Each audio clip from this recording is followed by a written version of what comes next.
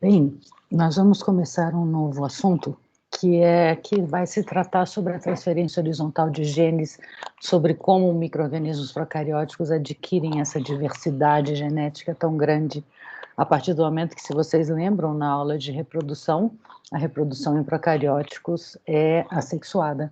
Então, na verdade, você não teria muita possibilidade de novas características, exceto se fosse por mutação.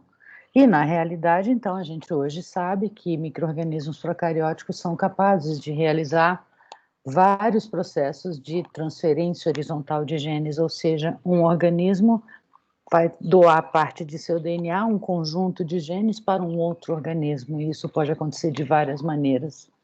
Nessa primeira parte da aula, eu vou mostrar para vocês como ocorre o processo de transformação, que foi um processo descrito por Griffith na década de 20 do século passado.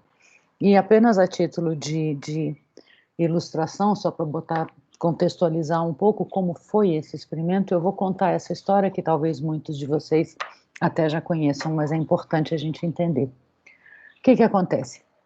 O Griffith trabalhava com uma linhagem de Streptococcus, o Streptococcus pneumoniae, o agente causador da pneumonia pneumocócica. Essa linhagem de bactérias, elas são encontradas na natureza como diplococos, são gram-positivos, e eles podem ou não apresentar cápsula. A cápsula, vocês lembram da primeira aula, das primeiras aulas, é um fator de virulência importante para essa bactéria. Por quê? Porque protege a superfície celular contra o sistema, a resposta imunológica. As células do sistema imune não reconhecem a superfície dessas bactérias por causa da composição química da cápsula. Então, o que acontece? Quando o Streptococcus pneumoniae ele é capsulado, quando as células possuem cápsula, quando nós cultivamos essas bactérias no meio de cultura sólido, ele gera colônias lisas, colônias bem redondas, colônias lisas, que nós damos o nome de colônias do tipo S, porque liso em inglês é smooth, então S. O que acontece então?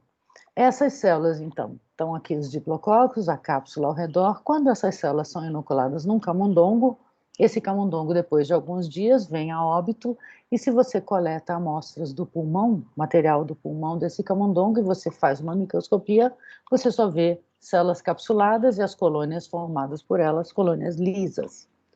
No entanto, existem linhagens variantes, mutantes do Streptococcus pneumoniae, que são incapazes de produzir cápsula. E nesse caso, as células geram colônias rugosas.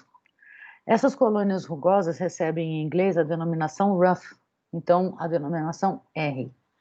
Essas colônias, se nós pegamos amostras dessas colônias e inoculamos num camundongo, esse camundongo nada sofre, porque o sistema imune é capaz de reconhecer as bactérias e vai eliminá-las. Então, isso era o que o Griffith sabia, na época ele trabalhava e já conhecia isso. No entanto, quando ele fez um determinado experimento, chamou muito a atenção dele o resultado, que qual foi? Ele pegou células do tipo S, ou seja, capsuladas, e matou essas células pelo calor. Ele aqueceu essas células, matou essas bactérias, e quando ele inoculava no camundongo, nada acontecia, o camundongo sobrevivia. No entanto, quando ele pegava essas mesmas células S, aquecia pelo calor, em seguida misturava com células R vivas e inoculava no camundongo, o resultado esperado é que nada acontecesse, que o camundongo sobrevivesse. E, na realidade, para o espanto do Griffith, o camundongo morria. E mais do que isso, quando ele coletava amostras do pulmão desse camundongo e fazia uma coloração, ele percebia que ele tinha os dois tipos de célula. Ele tinha as células R e ele agora tinha células do tipo S vivas. E na época não se conhecia ainda a natureza do material genético, não se sabia que o DNA era a molécula responsável pela hereditariedade. E o Griffith escreveu uma carta para o irmão dele dizendo que ele estava muito abismado com o resultado que ele tinha obtido, porque ele viu que as células R haviam sido transformadas em S. Daí o nome transformação. Então, o que acontece aqui? O que acontece é que, na realidade, as células do tipo R não tinham o aparato enzimático necessário para a síntese do polímero de açúcar. E, na verdade, isso provavelmente foi em decorrência de uma mutação. Então, o que aconteceu?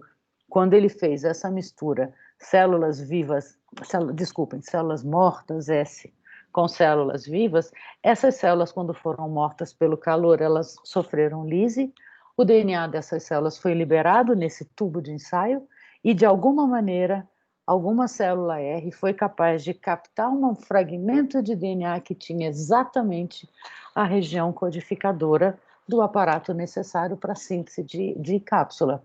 E com isso a célula R, que era incapaz, a partir do momento que recebeu esse DNA, ela se tornou capaz de sintetizar novamente cápsula e, por isso, originar outra vez colônias do tipo S.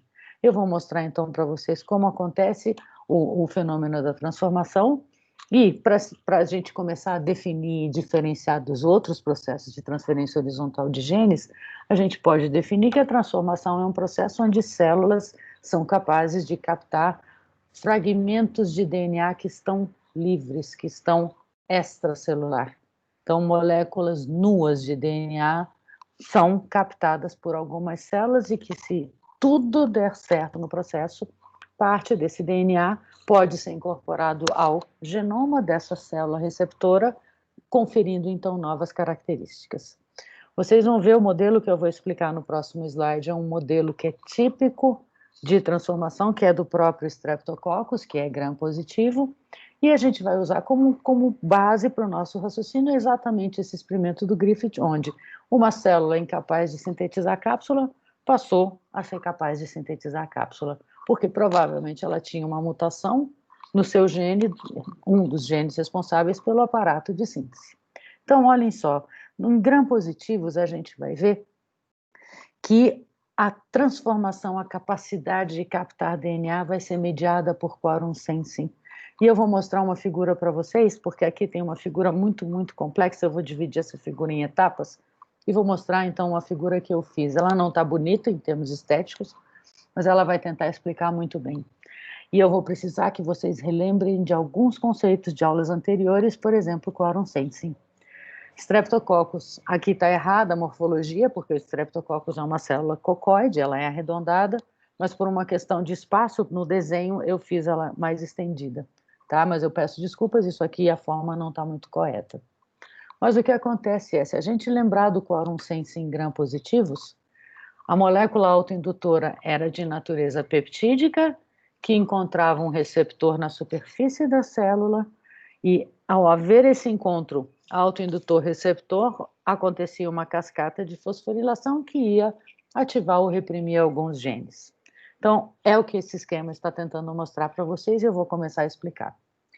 O que acontece é o seguinte, pelo menos em gram-positivos, no gênero Streptococcus, a gente já sabe, a célula de Streptococcus, ela não é capaz de, a qualquer momento da vida dela, ela ser apta a se ligar a moléculas de DNA que estejam livres na superfície. Ela precisa se encontrar num estado fisiológico que a gente vai chamar de competência. E a gente sabe que em Streptococcus a competência é mediada por quorum sensing. Se vocês entenderem essa figura, vocês vão entender o que é a competência e o que é a capacidade de captar DNA exógeno. Então vejam, aqui eu tenho uma molécula, um triângulo azul, que seria a molécula do autoindutor. Então, o Streptococcus pneumoniae está a vida toda dele sintetizando autoindutor, que é de natureza peptídica.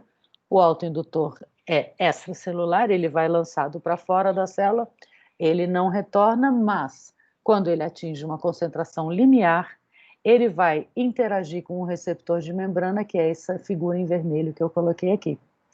Havendo a interação do autoindutor com a proteína receptora, eu posso ter agora uma cascata de fosforilações que vai resultar no quê?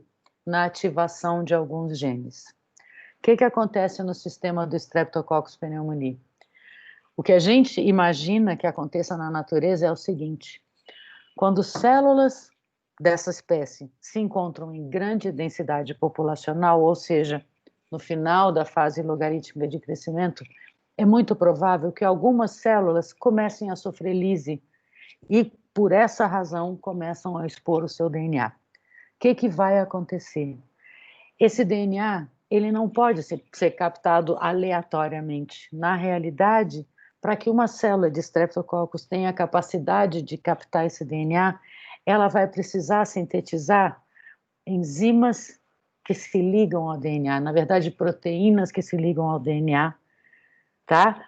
E, além disso, proteínas que reconheçam esse DNA, porque até onde a gente sabe, a transformação em gram-positivos é um processo que acontece entre espécies muito próximas, ou mesmo em uma única espécie, como no caso do Griffith, células R e células S de uma mesma espécie, era de Streptococcus pneumoniae, ok? Então, em gram-positivos, a transformação é um fenômeno que requer que o DNA que vai ser captado e vai ser inserido na célula seja de uma espécie muito semelhante à espécie que o está recebendo, ou da mesma espécie. E para que isso aconteça, a célula receptora vai sintetizar proteínas que vão reconhecer determinadas sequências de DNA e vão se ligar a esse DNA.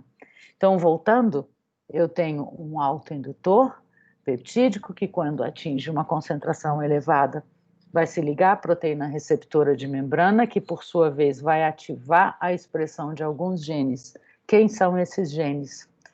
Dentre eles, eu tenho genes de uma categoria de enzimas que eu representei por esse quadrado roxo, que são as autolisinas.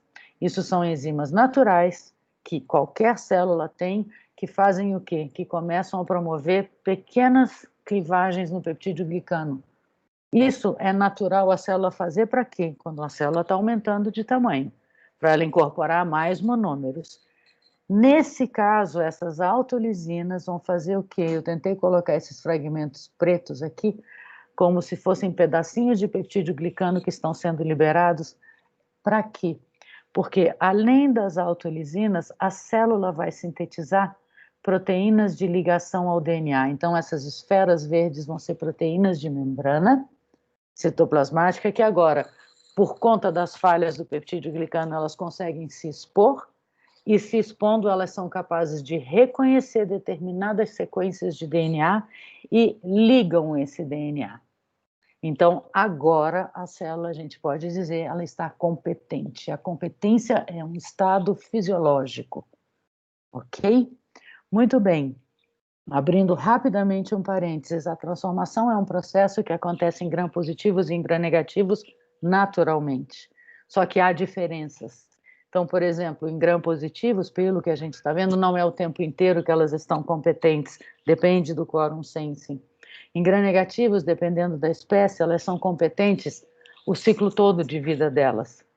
Uma outra grande diferença é que em gram-positivos, o DNA, vocês estão vendo, eu desenhei aqui em rosa a molécula, o DNA é captado na forma de fita dupla, mas vai entrar na forma de fita simples. Enquanto que em gram-negativos, o DNA é captado na forma de fita dupla e entra na forma de fita dupla. São algumas pequenas diferenças que são observadas. Então, o que vai acontecer? Por conta do quórum sensing, a célula se tornou competente. O que é isso? Ela sintetizou autolisinas que vão clivar o peptídeo glicano, ao mesmo tempo ela sintetizou proteínas de ligação ao DNA que foram para a membrana e agora são capazes de se expor na superfície da célula para captar essa molécula de DNA que está livre no meio. Quem mais? Que outro gene foi ativado? O gene de uma enzima chamada nuclease. É uma enzima que vai começar a clivar uma das fitas do DNA. Vejam só, isso aqui é só uma figura um pouquinho mais complexa, tá? Para mostrar, por exemplo, então, em gram-negativos, eu tenho, na realidade, um conjunto de proteínas que vão permitir a ligação e a entrada do DNA na forma de fita dupla. Enquanto que em gram-positivos, lembrem-se, olhem o peptídeo glicano bem espesso, o que acontece? Eu tenho proteínas de ligação ao DNA, só que o DNA vai entrar na forma de fita simples. Então, o que vai acontecer, gente, seguindo, é isso aqui. Eu tenho, então, essa célula competente, o DNA começou a entrar, essa molécula rosa, essas pastilhinhas cor bege que vocês estão vendo são outras proteínas, agora mais inespecíficas. Por que elas foram sintetizadas? Porque a gente sabe que qualquer molécula de ácido nucleico de fita simples, se ela estiver linearizada, a tendência dessa molécula é ser degradada pelas nucleases celulares. Então, o DNA vai entrando na forma de fita simples e, à medida que ele entra, ele vai sendo revestido por outras proteínas, simplesmente para protegê-lo da degradação. O que vai acontecer? Eu preciso que vocês, em primeiro lugar, percebam que esse esquema ele é muito simplista, porque se isso aqui é a célula, eu tentei mostrar nesse círculo preto o DNA dela, o cromossomo dela. Só que a gente viu das aulas anteriores que um DNA bacteriano é um DNA enorme. Muitas vezes ele é 1000 vezes maior do que o diâmetro da célula, tá certo? Ou o comprimento da célula. Então, isso aqui está muito simplista. Vocês teriam que imaginar aquela molécula gigante de DNA empacotada no citoplasma. E aí, como é que a transformação dá certo? A transformação dá certo casualmente. Na realidade, agora eu vou mostrar um experimento onde tudo deu certo. Então, imagina que isso é o DNA da célula S do Griffith, que foi morta pelo calor. Entrou uma fita de DNA simples, mas nessa região, vamos supor que esteja, vamos imaginar que fosse um gene, responsável pela síntese da enzima que vai codificar a cápsula, a produzir a cápsula. E esse aqui é o genoma da célula R, que tem um gene que sofreu uma mutação, perdeu um nucleotídeo, por exemplo. O fato é, o gene não é mais funcional, ok? Então, o DNA está entrando na forma de fita simples e eu vou mostrar que para dar certo a transformação é um evento meio que aleatório, uma questão de oportunidade, tá? Então, eu vou mostrar quando tudo dá certo. O que vai acontecer, então? Esse DNA continua entrando, eu confesso que eu devia ter desenhado aqui as proteínas ainda, essas de proteção ao DNA, mas me deu preguiça, eu parei de desenhar. E o que vai acontecer? Se por acaso, se casualmente houver a possibilidade de pareamento de DNA, de complementariedade entre esta fita simples que está chegando e o genoma da célula receptora, eu tenho algumas proteínas que a gente vai chamar de REC, porque são recombinases. O que essas proteínas vão fazer? Eu preciso que vocês tentem visualizar. Não tem como, eu não consegui fazer o desenho. Se o DNA é de fita dupla, esse DNA, o genoma da célula receptora, essas proteínas reconheceram que há a possibilidade aqui de pareamento. Essas proteínas vão fazer uma coisa que a gente chama de invasão de fita. Elas vão entrar na fita dupla, forçando a separação da fita dupla. Mais do que isso, vai haver o pareamento da fita que está chegando e o fragmento de fita que agora está sobrando, ele vai ser clivado e ele vai ser eliminado. Então, o que aconteceu? Eu forço com que haja uma recombinação. A fita simples veio, se ela encontrou casualmente uma região complementar, as proteínas de recombinação vão abrir a fita dupla, vão permitir o pareamento dessa fita exógena, então por isso está rosa aqui, e ao mesmo tempo vai haver então o rompimento, a clivagem dessa outra fita que vai ser eliminada. E o que vai acontecer então? Aqui eu tenho um esquema um pouco mais claro, tá? Aqui no exemplo, na verdade, é um gene associado à degradação de lactose, mas poderia ser o gene codificador da enzima produtora de cápsula, não importa, mas o que vai acontecer é o quê? Eu tenho uma célula que tem uma mutação e o gene não é funcional, um pedaço de DNA que foi reconhecido, começou a entrar na forma de fita simples. Se houver a possibilidade de pareamento, aqui eles não colocaram as enzimas REC, as proteínas REC, mas vai haver a separação da dupla fita de DNA na célula receptora, a possibilidade de pareamento com a fita simples e a eliminação do fragmento da célula receptora. O que acontece? Eu tenho a formação de uma molécula híbrida, que se ela não tiver um grande grau de complementariedade, a tendência é isso ser perdido rapidamente por sistemas de reparo.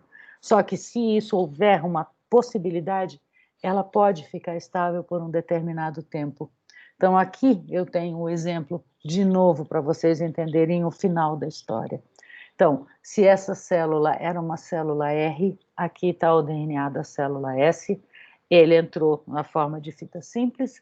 Se houve a possibilidade de parear Ele vai, então, formar temporariamente uma estrutura que a gente chama de heteroduplex, que é agora um DNA híbrido, porque eu tenho aqui a fita da célula S e aqui o genoma da célula R. Imagina que aqui o gene A é o gene responsável pela síntese de cápsula. O que vai acontecer?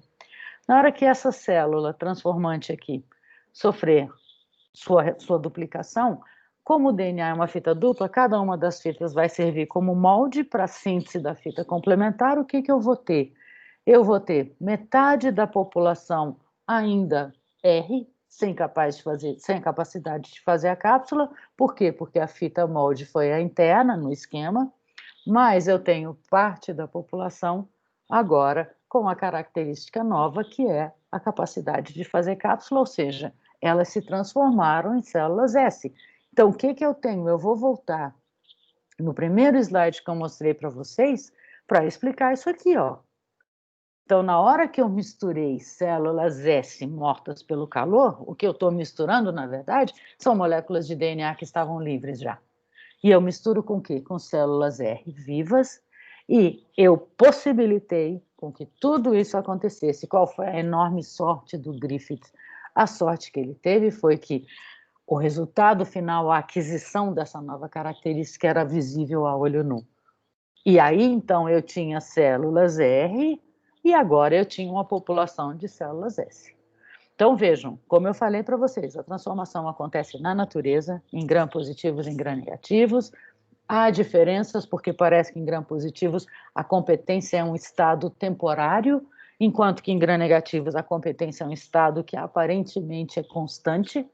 E eu não sei explicar por quê, mas em gram-positivos a fita de DNA entra na forma de fita única, enquanto que em gram-negativos entra na forma de fita dupla, ok? Então, isso é a transformação, e de novo eu repito, é evidente que eu estou mostrando um experimento onde tudo deu certo, porque o mais comum de acontecer é essa fita entrar e não ocorrer esse pareamento. E o que vai acontecer é que essa fita vai acabar sendo degradada e essa célula não vai mudar em nada a sua carga genética, ok? Então, isso era a transformação, está aqui, tá, entra a fita simples, ou ela pode ser incorporada, ou o que é mais comum de acontecer é que essa fita de DNA vai ser degradada, porque não houve a possibilidade do pareamento, tá certo? Isso é a transformação, e aí agora na parte 2 dessa aula, a gente vai começar a discutir um pouco sobre a conjugação. Muito obrigada.